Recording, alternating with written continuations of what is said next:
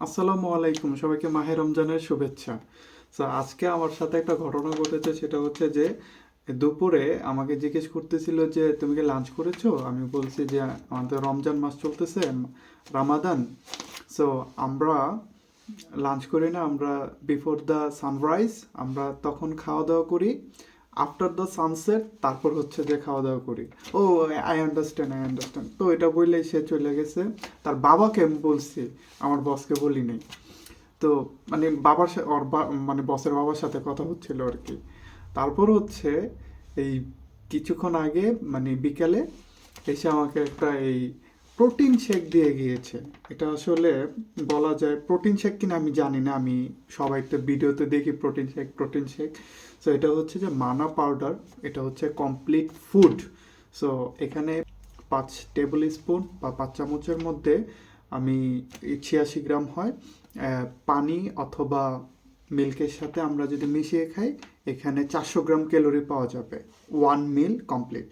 So এখানে হচ্ছে 42টা nutrients উপাদান আছে, পুষ্টি উপাদান আছে 42টা। সো 21 গ্রাম প্রোটিন আছে 86 গ্রামের মধ্যে, ফ্যাট আছে 19 গ্রাম, কার্বোহাইড্রেট আছে 33 গ্রাম, তারপর হচ্ছে অনেক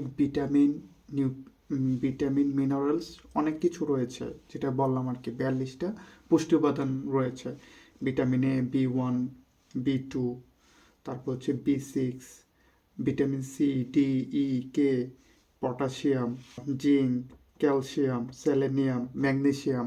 সো মানে মিনারেলস। সো আরও অনেক কিছু আছে। সো এই হচ্ছে বিষয়। সো এটা কেন শেয়ার করলাম, শেয়ার করার মানে মনে চাইলো যে মানে এটা একটা আবেগ বলা যেতে পারে, যে একটা বিধর্মী বলা যেতে পারে। তারপরও সে আমার আমার প্রতি কেয়ার করে। আমি রোজা রাখতেছি সে রমাদান মাসে, যে আমরা ফাস্টিং করি, সেটার উপর রেসপেক্ট করে তারা রেসপেক্ট তো অবশ্যই করে, রেসপেক্ট করার পরে আবার সেটা যাতে সুন্দরভাবে পালন করতে পারি।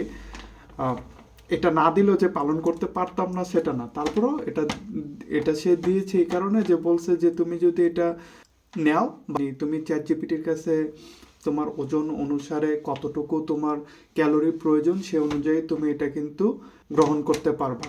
এখন আমি বুঝলাম না, আমাকে কি সে দেখতেছে যে আমি রোজা রাখছি মানে চলতে পারতেছি না, এরকম কিছু আমি জানি না। সে আমাকে এটা এটা দিয়ে গেল যাতে ক্যালোরি এবং সব কিছু যাতে কমপ্লিট ফুড, আমি যাতে কোনো নিউট্রিশনের অভাবে যাতে না ভুগি, এরকম কিছু একটা হইতে পারে। সো সবাই ভালো থাকবেন, সুস্থ থাকবেন। টিল দেন, আল্লাহ হাফেজ, আসসালামু আলাইকুম।